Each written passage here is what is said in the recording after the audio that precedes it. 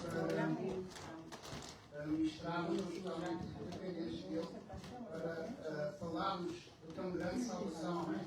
Amém. Senhor nosso Pai, nosso Deus, nós te agradecemos, nós damos graças, Senhor, pela Tua Palavra, Senhor. A Tua Palavra que é luz para o nosso caminho, lanterna para os nossos passos, é o pão que nos alimenta, Senhor.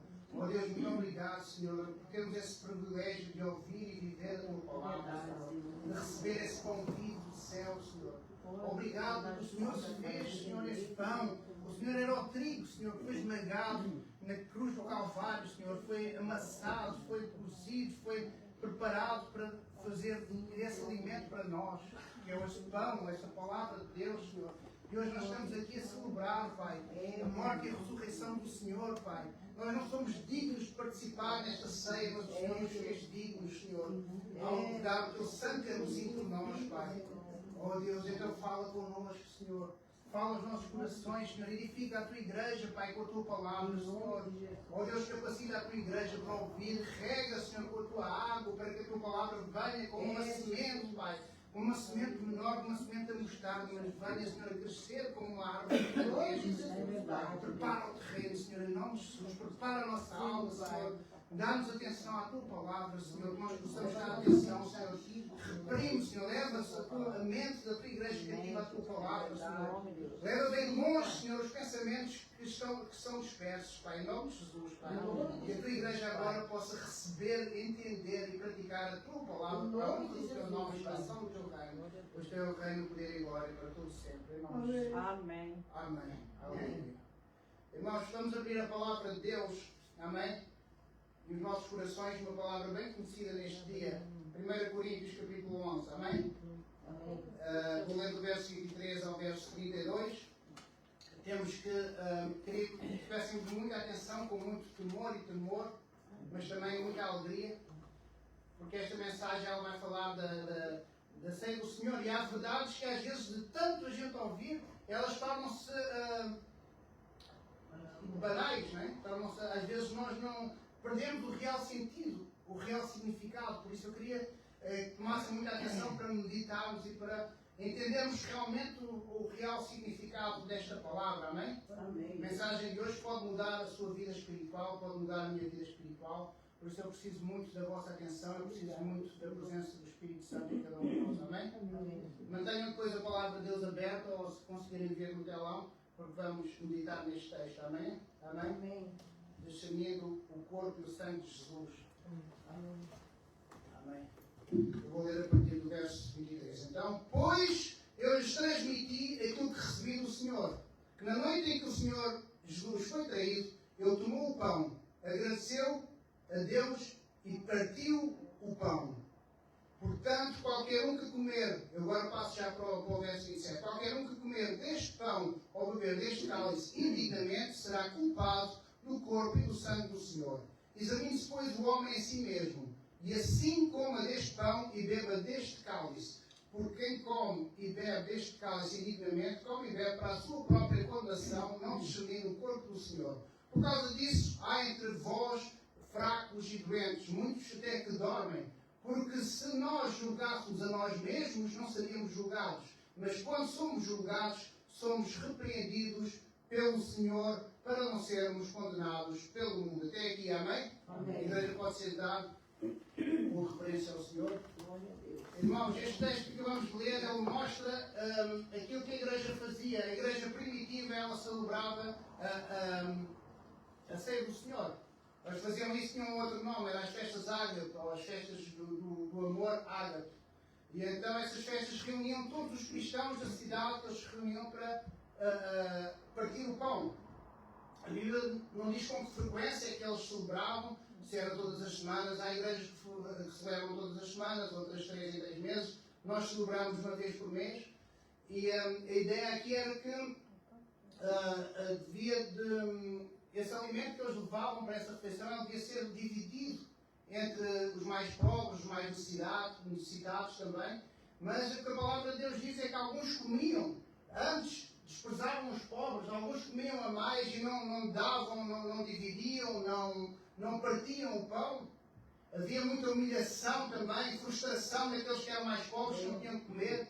os mais ricos humilhavam, bebiam demais à frente deles, não dividia, havia divisões entre a igreja, havia dissensões, havia disputas por parte dos crentes. E ainda existe isso ainda hoje em dia, irmãos, mas de outra forma. Pessoas que querem ser reconhecidas, disputam cargos, disputam lugar de pregação, disputam a oportunidade, o louvor, orgulham-se daquilo que eles vestem, daquilo que eles usam, dos carros que têm, da vida que têm orgulho, ministram orgulho daquilo que eles ministram, da palavra que eles têm, da exuberância, daquilo que ministram da igreja, no Facebook, na voz que cantam, e apresentam isso como vaidade, reconhecimento, pretendem o reconhecimento dos irmãos, o reconhecimento do próximo nas redes sociais, e fazem isso por orgulho, por vaidade. E então Paulo vem e diz: a ceia de vocês está uma lambança, uma glutonaria, uma bebedice, um orgulho, é cheio de obras da carne, discórdias, egoísmos, pelejas entre os irmãos, invejas, hostilidades. É para isso que vocês se juntam. Então eu vos digo, vocês se juntam para pior e não para melhor. Juntam-se para a vossa própria condenação, é isso que diz o texto. A ceia do Senhor é um ato, irmãos, que é feito em família, a família da igreja, reunida. Um ato daqueles que creem em Jesus e professam a fé de Jesus. É um ato de reunir o corpo de Cristo, como nós estamos aqui hoje. E neste capítulo, Paulo fala 5 vezes, se os irmãos têm a palavra aberta, mas eu vou ler aqui, na palavra reunir. Ele diz: porém, não posso elogiá-los quando vocês se reúnem. Fazem mais mal do que bem. No verso 18 ele diz: primeiro ouço que há divisões quando vocês se reúnem na igreja. E depois no verso 20 fala outra vez de reunir. Quando vocês se reúnem, não estão interessados na ceia do Senhor. No verso 33, portanto, meus irmãos, quando vocês se reunirem para comer, esperem uns pelos outros. E no verso 34 diz: e se estiverem com fome, comam em casa, a fim de não trazer julgamento para si próprios quando se reunirem. Portanto, é uma reunião. Ele fala 5 vezes nessa palavra reunião. Em outras palavras, os coríntios, eles estavam rebaixando a ceia do Senhor. Era uma reunião como se fosse um jantar de amigos, ou de inimigos, não é? E eles estavam ali como quem ia para um churrasco, não é? E então eles celebravam como se fosse uma refeição regular. Enquanto algumas pessoas comiam demais, outras passavam fome. E no verso 18 vai dizer: quando vocês se reunirem como igreja, e a igreja, irmãos, é a Assembleia dos Seguidores de Cristo, é o corpo de Cristo. Ou seja, Cristo está aqui representado no corpo e no sangue de Jesus, o Espírito Santo está entre nós, e nós estamos reunidos como o corpo de Cristo. Aqueles que se arrependem dos seus pecados, aqueles que largam a idolatria, aqueles que vivem uma vida com Cristo, que têm um novo caminho. A celebração envolve o corpo, não é um membro da igreja, envolve a igreja toda reunida. Por isso é que aquilo estava a ser abominável a Deus. Eles estavam todos dispersos, cada um celebrava a sua própria ceia.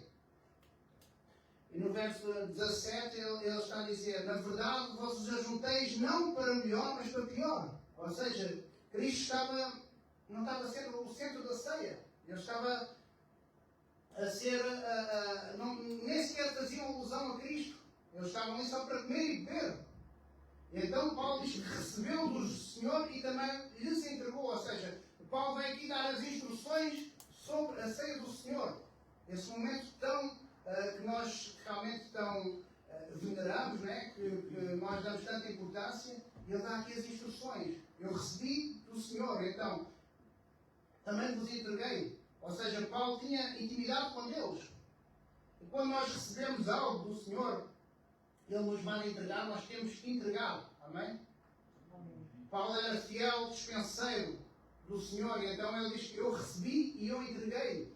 Eu entreguei exatamente aquilo que eu recebi. Aleluia. Ou seja, eu não editei, eu não aumentei, eu não diminuí, eu entreguei precisamente aquilo que eu ouvi, aquilo que eu recebi do Senhor. E ele recebeu que a ceia do Senhor deve ser celebrada até à volta de Cristo. Aleluia, aleluia. E então ela afirma que cada vez que nós comemos deste pão e bebemos deste cálice, anunciamos a morte e a ressurreição de Jesus Cristo até que Ele volte, até que Ele venha. Ou seja, há um aspecto profético, Há um aspecto proclamatório na ceia do Senhor. Nós proclamamos a ressurreição do Senhor até que Ele venha. Aleluia, glória a Deus, aleluia. É uma ordenança que Cristo nos deu, tal como o batismo. O batismo foi a primeira ordenança que Ele nos deu. Em Mateus 28, 18, Ele vai dizer: é-me dado todo o poder no céu e na terra. E depois Ele ordenou-os que fizessem o seguinte: façam discípulos em todas as nações, batizando-os em nome do Pai, do Filho e do Espírito Santo. Esta foi a primeira ordenança.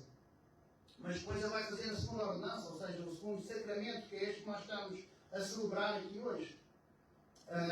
Nós recebemos do Senhor essa tão grande salvação, para que nós possamos comer e beber do pão e do cálice. O pão que representa o corpo e o cálice que representa o sangue, como alimento espiritual em memória daquilo que o Senhor fez. Portanto, a ceia do Senhor ela é simbolizada por meio dos elementos, o pão e o vinho. Né? Como a gente sabe, o pão significa o corpo de Jesus, que foi partido, que foi torturado, que foi amassado, que foi rasgado, dilacerado por nós, para a remissão dos nossos pecados. Jesus foi moído como trigo, a fim de se fazer pão, a fim de se fazer a palavra de Deus.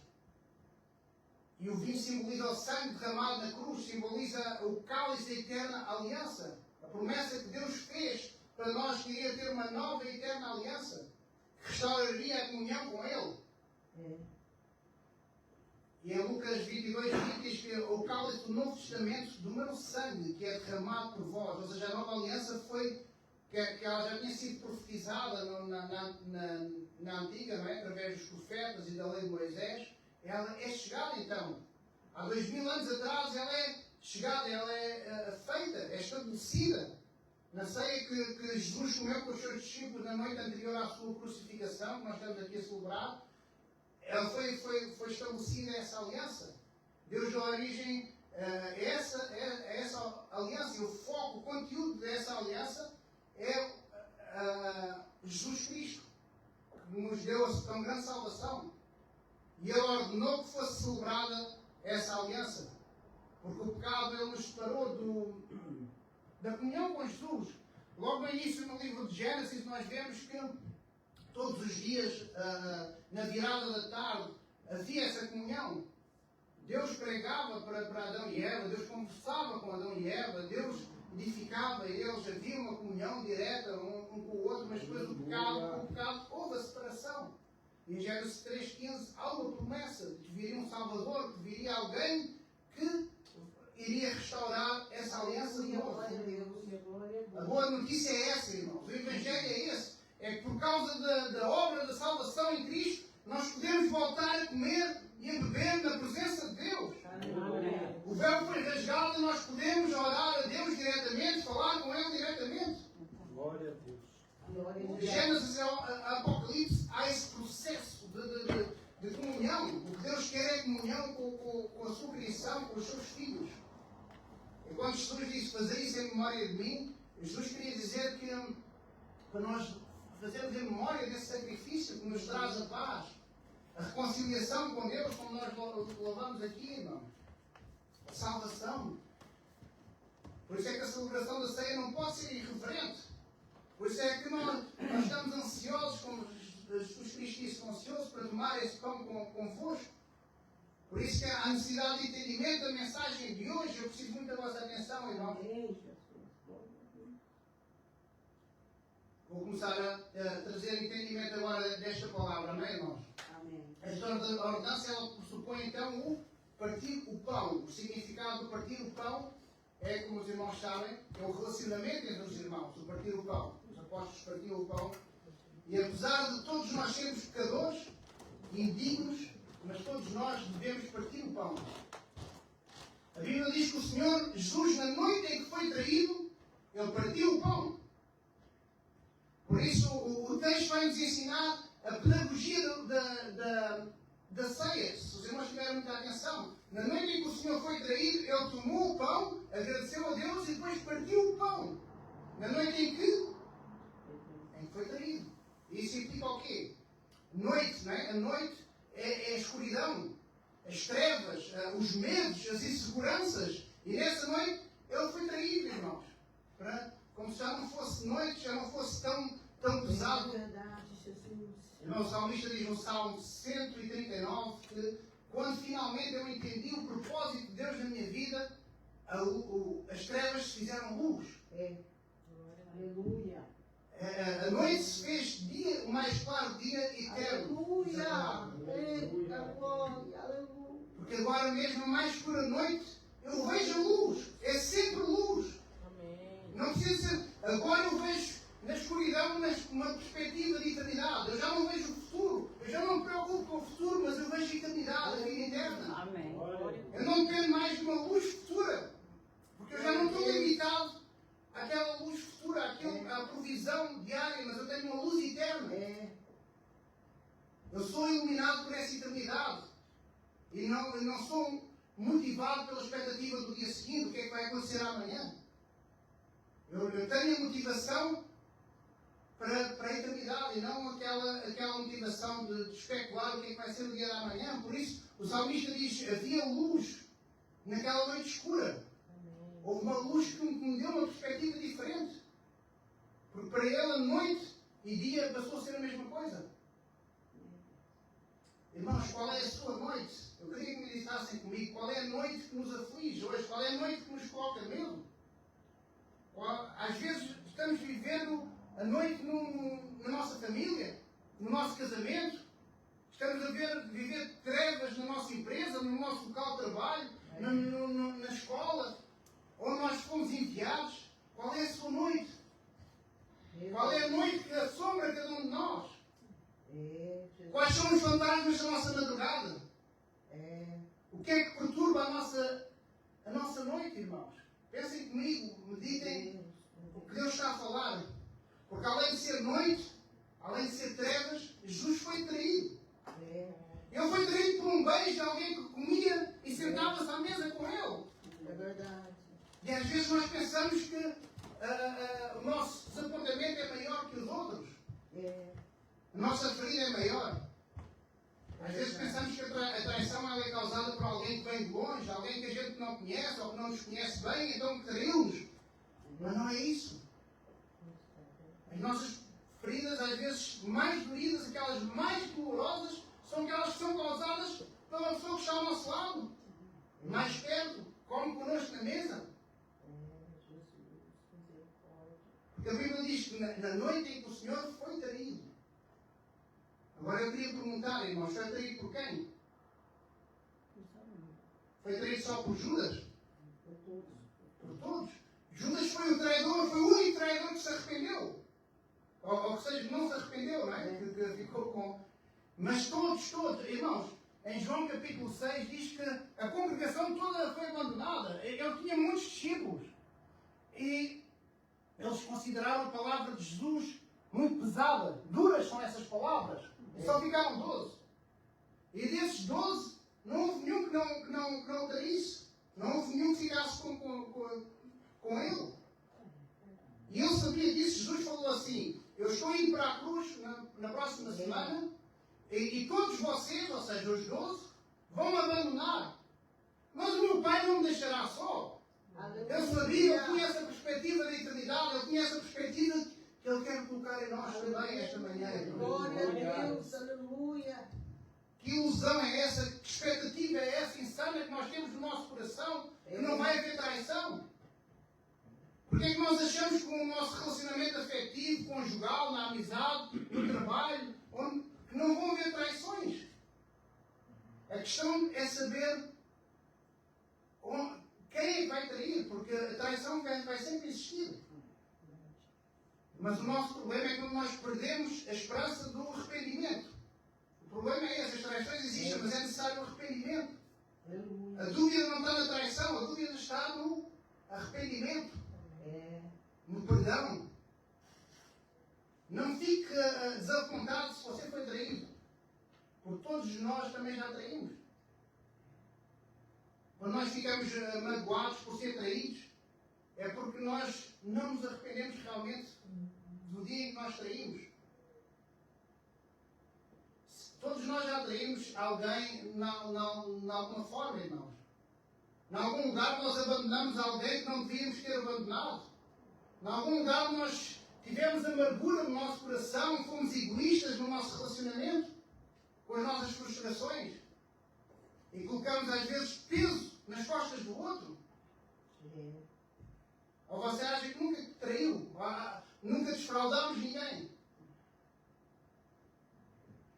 Onde é que nós temos colocado a expectativa?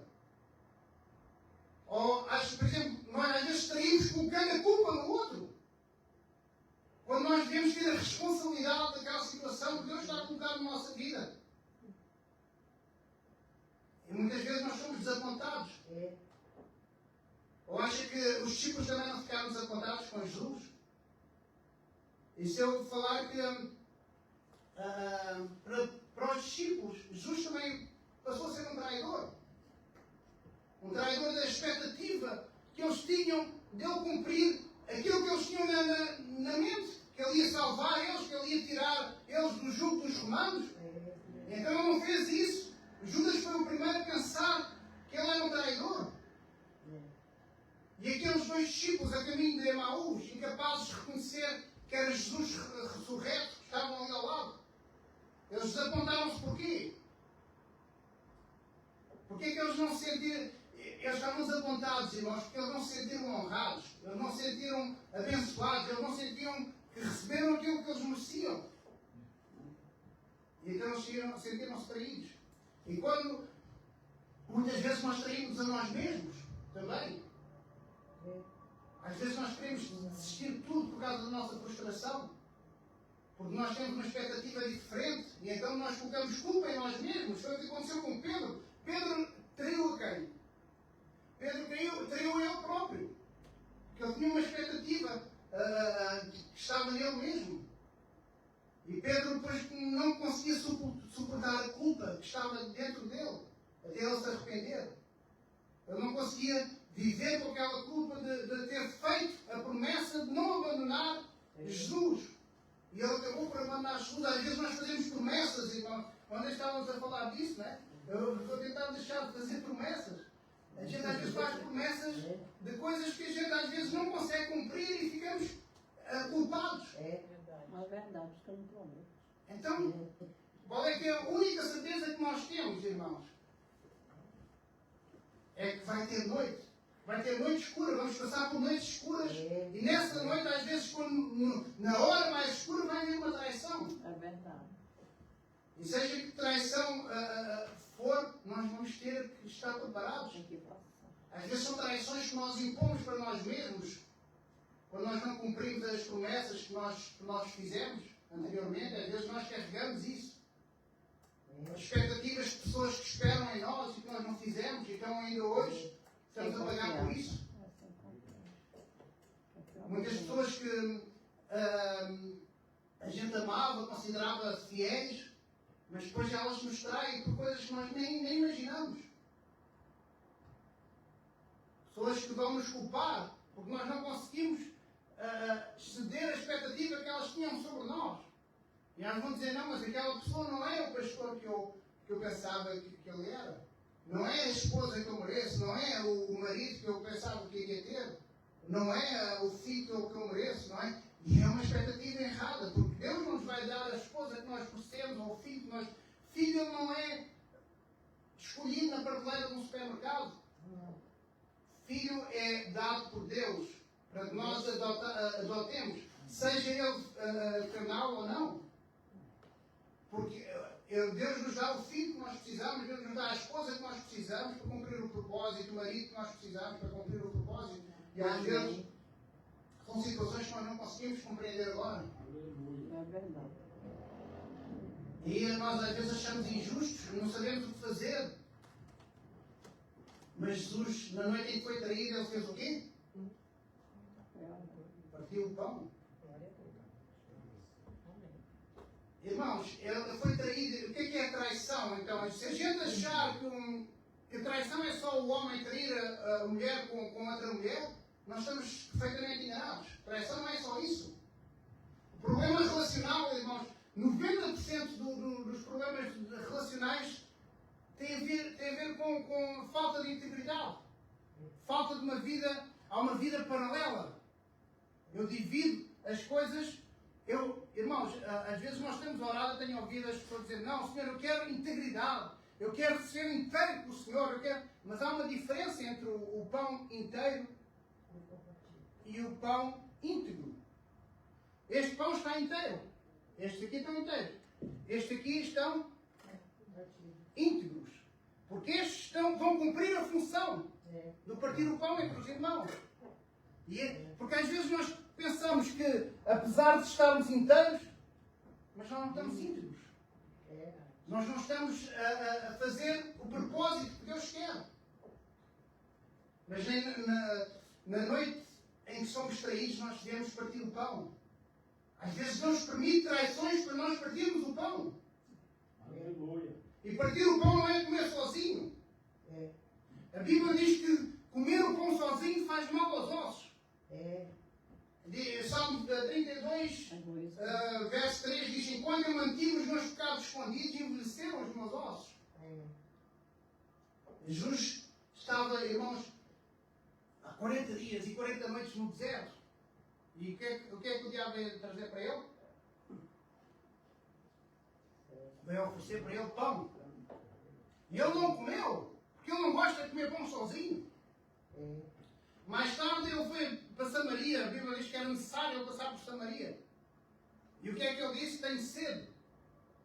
Depois começou a falar, entretanto, os discípulos também estavam todos com fome. Ele disse, vão comprar comida. Porque acabou porque Jesus saiu daquele lugar, não bebeu, não comeu, e ele ainda disse que a minha comida é fazer a vontade do Pai. E Jesus não gostava de comer pão. Ele disse na ceia do Senhor, eu tenho muita, ansiei muito, eu ansiei ardentemente comer este pão com vocês. Então o que ele queria era comer o pão, partir o pão com os irmãos. Glória a Deus. Jesus sabe que o pão comido sozinho é traição, irmãos. Traição é pensar que o pão é para ser comido, mas o pão não é para ser comido, o pão é para ser partido. E as pessoas, na tentativa de serem íntegras, às vezes são completas, não é? Essa integridade é esse trigo, irmãos, que é transformado em pão e depois é partido pelos irmãos. E aí faz o propósito. Jesus foi um trigo que foi moído. E ele se tornou o quê? O pão da vida. Ele se tornou a palavra de Deus. E ele é o exemplo que nós devemos seguir. Mas nós vemos ao culto muitas vezes preocupados com a bênção, não é? A bênção, aquilo que nós vamos receber e não aquilo que nós vamos partir. Aleluia. Muitas vezes, quando mais nós somos abençoados, mais nos distanciamos da comunhão. Mais indignos somos de confiança também. Mais traímos. Quando usamos a nossa bênção para comermos sozinhos, nós somos traidores. Quando alguém está a comer um pão sozinho, no sentido espiritual, ele está a fazer o quê? Uma apropriação indébita. No sentido espiritual, porque o pão foi dado para ser partido. Ele está a corromper a virtude que lhe foi dada. Ele está a transgredir esse princípio da comunhão. E o diabo era um anjo de luz. E ele era superdotado. Ele recebeu todo o pão, ou seja, ele recebeu todos os dotes de Deus, os dons de Deus. Ele recebeu. E ele pegou todos os seus dons que foram dados e achou que aquilo devia ser usado para benefício próprio. E nesse dia ele caiu. O diabo, irmãos, ele não é anti-bênção. O diabo é anti-comunhão. O diabo é o maior prometedor de bênção que a gente pode ver. E a gente pode ver hoje nas igrejas eles a pregar aí muito, a oferecer bênção a toda a gente. Mas é uma bênção de natureza individual. Por isso é que Deus nos ajuda a discernir os espíritos. Tem muita gente pregando hoje na igreja, nas redes sociais, acerca daquilo que a Bíblia chama de doutrinas de demónios, que é oferecer bênçãos que são para ser vividas de forma individual. Ele oferece a bênção para não repartir com o próximo, quanto muito com os nossos próprios familiares e ficar por ali, não é? É isso que nós temos de discernir, irmãos. Tem muita gente que aceita Jesus e depois, por causa do falso evangelho, torna-se devota de Satanás. gente que anseia encher a vida de bênçãos para gastarem as bênçãos todas sozinhos. Mas a palavra de Deus diz que Jesus ansiou muito comer, ou seja, partir esse pão com os irmãos. A palavra do Pai enviada foi que quão bom e agradável é que os irmãos estejam em comunhão. Por isso é que tomar a ceia indignamente é fazer a ceia, é tomá-la com a consciência que nós somos dignos. Isso é tomar a ceia indignamente. Porque nós somos traidores. Não temos lealdade para participar na ceia. Mas Jesus nos torna dignos pela graça, pelo sacrifício que Ele já fez, pela obra redentora, nós podemos participar na ceia do Senhor. Amém. Então participamos porque conhecemos a palavra, conhecemos a promessa, reconhecemos a graça, discernimos o corpo. E a comunhão da Igreja, ela reflete essa natureza divina de Cristo. E quando nós reconhecemos e entendemos e recebemos o Senhor como Paulo recebeu e transmitiu a nós, aí nós participamos na ceia com alegria. Porque houve justificação pela fé. A palavra de Deus diz: justificados, pois estamos pela fé, temos paz para com Deus. Então podemos comer na sua presença. Partir o pão é também partir a palavra. Os discípulos faziam isso, não é? Jesus diz que a palavra que eu vos dou, ela sacia a vossa fome infinitamente. Ou seja, eu não preciso de comer mais. Glória a Deus. Se comereis da minha carne, nunca mais tereis fome. Então ele se refere à palavra. E ao saciarmos de Cristo, vivemos por Cristo. E não temos necessidade de mais nada. Ninguém pode discernir o corpo se não entender o corpo. Por isso é que Pilatos mandou escrever em 3 línguas lá na cruz do Calvário, né? Eu sou o rei dos judeus. Em hebraico, em romano e em grego. O grego era como se fosse o inglês de agora. Toda a gente iria entender. Foi um propósito de Deus. Jesus o Nazareno, o rei dos judeus. Todos tiveram a oportunidade de se arrepender, todos viram o que estava a acontecer, irmãos. E apesar de todos os sinais, a Bíblia diz em Mateus 27, o sol transformou-se em trevas, a terra inteira estremeceu, os sepulcros se abriram, o centurião que vigiava Jesus com os outros romanos estavam lá, ficaram apavorados. E eles disseram: verdadeiramente Ele é o Filho de Deus. Mas houve reações diferentes, irmãos. Muitos de nós na igreja hoje somos como aqueles discípulos que fugiram, porque se acharam traídos por Jesus, tinham uma expectativa diferente de Jesus, pensavam que iam ganhar uma bênção, a qual não ganhavam, e então as cadeiras ficaram vazias. Outros abandonaram na hora mais difícil também. Ficaram lá até ao fim, como aqueles 12 ou os 11, e depois abandonaram na hora mais difícil. Só 4 é que ficaram lá: a Maria, a mãe de Jesus, Tiago, e a mãe de Zebedeu, e Maria de Madalena e João, não é? Muitas igrejas nesta hora também estão como representantes daqueles soldados que dividiram as vestes, não é? Eles cortaram as vestes e fizeram sortes para ver quem é que ficava com mais vestes, porque aquelas vestes iam dar sorte. E então eles fizeram aquele sincretismo religioso: não, tu ficas com esta parte, eu fico com esta parte. E eles reconheceram também Deus, mas eles fizeram aquele sincretismo. Eles lançaram sortes, eles comercializaram. Eles fizeram lucros em prol daquilo. Eles sabiam que Jesus ia ficar reconhecido e aquele pedaço de roupa podia ser vendido mais tarde. E há muita gente que está assim. Talvez o Evangelho dê lucro. Meu Deus, misericórdia. E o centurião que estava com Jesus, eles viram o terremoto, viram aquilo que estava a acontecer, e eles viram que verdadeiramente Ele é Deus. Ele olhou Glória a Deus, e viu que era Deus. Ele viu que Ele era Deus e que era homem. Ele pegou uma lança, ele perfurou Jesus, e dali saiu água. E depois saiu sangue. E quando não havia mais sangue, saiu água. E ele viu realmente, Ele é filho do homem. Ele é 100% homem e Ele é 100% Deus. E a igreja, como Ele, precisa discernir, irmãos, o corpo. Nós precisamos discernir Cristo. Nós precisamos discernir o sangue de Cristo. Aleluia. Para não participarmos para a nossa própria condenação.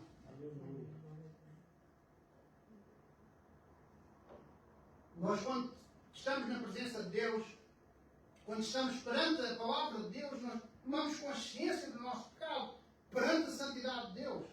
Ou seja, é a santidade de Deus que ela é tão santa que nós vemos realmente quão pecadores nós somos. E nós ficamos como Isaías, em capítulo 6, diz: ai de mim, que sou um homem de lábios impuros, no meio de um povo de lábios impuros. Porque estamos perante essa presença, perante essa palavra. Ou ficamos como o pai de Sansão, né? Diz assim: vamos morrer porque nós vimos a Deus. Ou ficamos como Pedro no barco: não, eu sou impuro, eu não posso estar aqui. Afasta-te de mim, que eu sou um pecador. Ou como aquela atitude do cobrador de impostos, né? que se diz: eu sou um pecador, que estava lá no templo e diz: eu sou um pecador, eu sou injusto. Aquele que estava orando com o fariseu. Meu Deus. Por isso nós temos que tomar essa consciência do pecado e aí nós nos constrangemos. Nós sabemos que somos pecadores, nós sabemos que não somos dignos de tomar a ceia. Nós só vamos participar hoje da ceia porque há 2000 anos atrás Jesus nos redimiu. O Pai deu o seu Filho amado para estar entre nós, viver uma vida impecável, uma vida sem pecado. Ele foi esmagado na cruz por nós. E este pão representa o pão que foi esmagado por nós, o trigo que foi moído, a farinha foi amassado, foi cozido por nós para a remissão dos nossos pecados, para que nós possamos estar aqui reunidos na presença dele, celebrando a redenção e o sacrifício feito em nosso lugar. Nós não éramos merecedores, irmãos. Nós éramos merecedores daquele castigo que ele teve. Nós éramos merecedores da ira de Deus. Então esse pão representa esse pão asmo, sem mistura, esse Filho de Deus que veio em homem para nos representar. Simboliza aquilo que foi necessário para expiar os nossos pecados, para imputar os nossos pecados, irmãos, para Ele. O sacrifício teria que ser propiciatório. Porque a Bíblia diz que por um homem veio o pecado. E pelo pecado veio a morte. Então, para que voltasse a haver vida, teria que vir um outro homem que nos representasse, mas que não pudesse ter a autoridade maligna, ou seja, que não pudesse ser pecado, para refazer aquilo que foi feito. Só um homem santo, puro, sem pecado, sem mancha, sem defeito, como um cordeiro, sem ruga, sem mácula, para ser o nosso pão asmo, para representar, para nos representar nesse sacrifício, irmão. A Bíblia fala em Levítico que a vida está no sangue, ou seja, por isso é que Levítico diz que nós não podemos comer o sangue cru dos animais. Quando o animal morto ele deve ser sangrado. E Hebreus diz que sem derramamento de sangue não há remissão dos pecados, porque a vida está no sangue. Ou seja, o sangue de Jesus é a vida que nos purifica. Ele nos dá a vida pelo resgate dele, nós temos vida. É a propiciação dos nossos pecados. Ele imputa para ele os nossos pecados. Ou seja, ele viveu uma vida com justiça para que ele pudesse imputar para nós, para ele, os nossos pecados e amputar para nós recebemos dele a sua justiça. Porque se ele não vivesse uma vida com justiça, nós podíamos até ser perdoados dos pecados. Mas eu podia vir aqui perdoar os pecados, mas nós não teríamos a justiça para entrar no céu. Nós apenas éramos perdoados de não entrar no inferno. Mas ele faz essa dupla imputação. O sangue de Jesus foi o preço a ser pago. Amém. E a Bíblia diz que nós não fomos resgatados nem por ouro, nem por prata, mas algo que não tem valor, não tem valor contável. O sangue precioso de Jesus. Aleluia. O próprio Criador, o próprio Deus. Ele se despojou da sua glória e veio como homem, comeu entre nós, sofreu entre nós, viveu as nossas dores. A Bíblia diz que em tudo ele foi tentado. Ele foi tentado para não se irar. Ele foi tentado na lascívia. Ele foi tentado em tudo, na área financeira, em todas as áreas que você pode imaginar e que você pode estar a ser tentado. Ele foi tentado. Ele foi tentado nos desejos do coração. Ele foi tentado para fugir da cruz, mas ele não fugiu da cruz. Amém. Ele se apresentou sem ruga, sem ruga, sem mácula, puro. Por isso é que Paulo vai ensinar-nos a participar na ceia do Senhor, que é algo que é sério. A pessoa participar na ceia do Senhor tem que discernir o sangue e o corpo de Cristo. Senão a Bíblia diz que se torna réu de Jesus. E esta palavra é muito do corpo e do sangue de Jesus. Esta palavra é muitas vezes mal interpretada na igreja, irmãos. Ela se torna culpada da morte de Cristo. Ou seja, há várias pessoas, personagens bíblicos que se tornaram culpados da morte de Cristo, né? E ficaram com remorsos, ficaram com culpa. Pedro depois foi restaurado, né? Mas Judas morreu de remorso. Pilatos, a história diz que ele passou a vida inteira a lavar as mãos consequentemente, por causa da culpa. Ele tinha a tal aflição que ele tinha no coração, o remorso, a culpa, que ele passou o resto da vida a lavar as mãos. Ele se sentia culpado. Assim como a gente se sente culpado se a gente tomar a ceia indignamente, sem discernir. Por isso é que Paulo adverte que, por causa da blasfémia, da profanação da mesa do Senhor, muitos estão fracos, doentes, e muitos até estão mortos. Mortos espiritualmente, aqueles que dormem. Deus chega até a disciplinar alguns com morte mesmo. Quando o crente já não é mais o sal da terra, quando o crente já não é mais a luz do mundo, não está aqui com propósito nenhum, Deus pode levar. Mesmo que tenham o nome escrito no livro da vida, Deus chega a disciplinar com a morte, para que não seja julgado com o mundo. E se nós nos examinarmos a nós mesmos antes de participarmos da ceia, nós vamos ver que nós precisamos que nós somos pecadores. Porque ao examinarmos a nós próprios, nós concluímos que nenhum dos que está aqui, ninguém de nós, ninguém no mundo, é digno para participar da ceia, porque a palavra de Deus diz que todos pecamos. O verso 31 é muito claro, irmãos. Diz, mas se nós nos examinarmos a nós mesmos, não receberemos juízo. Por isso é que há pessoas que adormecem, que morrem, né? Pessoas que estão doentes, porque julgam os outros. Julgam os outros até no ato da ceia do Senhor, irmão. Quando nós nos julgamos a nós próprios, Deus não nos julga. Deus não nos disciplina. Mas quando nós julgamos os outros, irmão, Deus ama aqueles que disciplina, não é? Que Ele corrige, Ele castiga aqueles que Ele ama, para não ter o sofrimento eterno. Porque Jesus vai voltar e Deus vai condenar o mundo. E por isso é que Ele nos julga, por isso é que Ele nos prepara, por isso é que Ele nos disciplina. Ele quer que nós sejamos, como somos filhos dele, não sejamos destruídos com o mundo. E é melhor para nós que nós nos julguemos, irmãos, a nós próprios agora, do que sejamos condenados ao juízo. Por isso nós necessitamos discernir o corpo. Discernir o corpo e o sangue de Jesus. E o que é discernir o corpo e o sangue de Jesus? Não é discernir esta ordenança sem fazer um exame de consciência. Nós temos que fazer um exame de consciência, examinarmos a nós mesmos, tomar consciência dos nossos pecados. Foi por causa dos nossos pecados que esta mesa teve que ser feita, ou seja, foi por causa dos nossos pecados que Jesus teve que padecer na cruz do Calvário. Foi por causa dos nossos pecados que isso se tornou necessário, irmão. Paulo diz que cada um examine-se a si mesmo. Examine-se a si mesmo aquele que estiver. Ou seja, Paulo não está a dizer que examine-se a si mesmo e aquele que não tiver pecado participe na ceia. Ou aquele que não estiver em pecado esta semana participe na ceia, não está a dizer nada disto. Ou alguns participam na ceia, outros não. Ou quem tem a ficha limpa participe na ceia. Ou quem não tem fama participe na ceia. Não está a dizer nada disto. Os mais santos, aqueles que mais se consagraram, participam na ceia.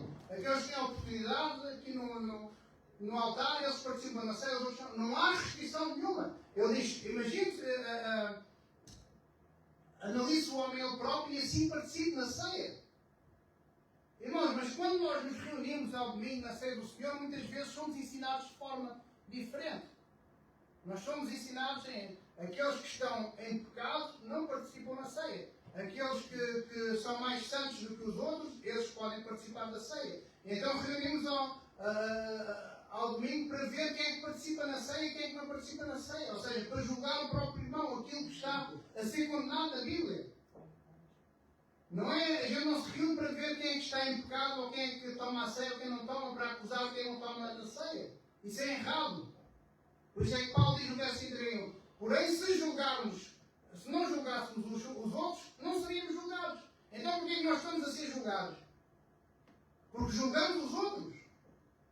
Paulo quer dizer que Jesus Cristo é o centro da ceia e não a pessoa que está ao nosso lado.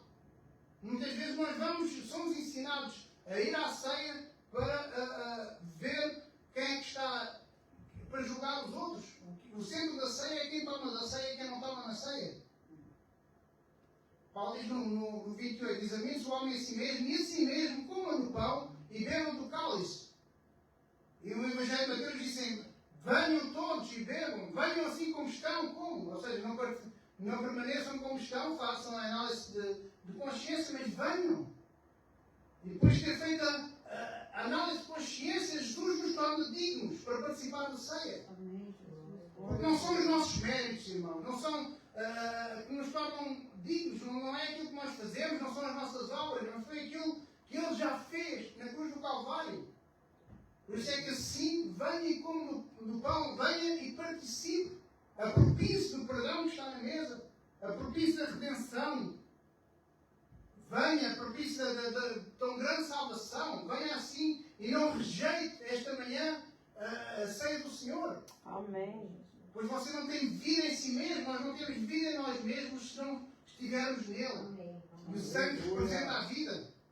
Glória a Deus. Paulo não está aqui a dizer para quem está em pecado não deve participar na ceia. Mas ele está a convidar todos para participarem na ceia. Porque a Bíblia diz que todos pecaram e diz que quem não tem pecado, quem diz que não tem pecado é mentiroso.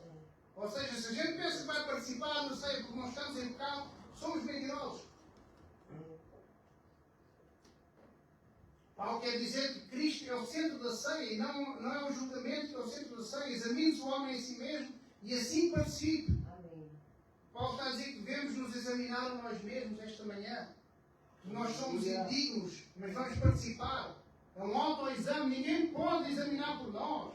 Não é o presbítero Cláudio que pode examinar, fazer esse exame, não é a pastora Ana, não sou eu, não é nenhum pastor que pode fazer, não é nenhum presbítero, não é nenhum diácono que pode fazer esse exame. Só cada um examine-se a si mesmo. Amém.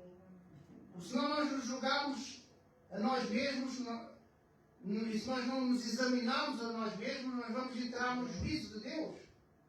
Aleluia. Mas se nós fizermos esse julgamento agora, irmãos, esse exame, autoexame, nós podemos nos alegrar no Senhor. E declarar que nós precisamos da sua graça, declarar que nós precisamos da sua misericórdia, declarar... E nós vamos fazer uma introspecção agora. Vamos para participar da ceia, por isso eu queria convidar os irmãos a baixar a cabeça, fazer essa introspecção, sabendo que nós somos pecadores, que não somos merecedores dessa tão grande salvação. É verdade. Pedir ao Espírito Santo para que nos traga a memória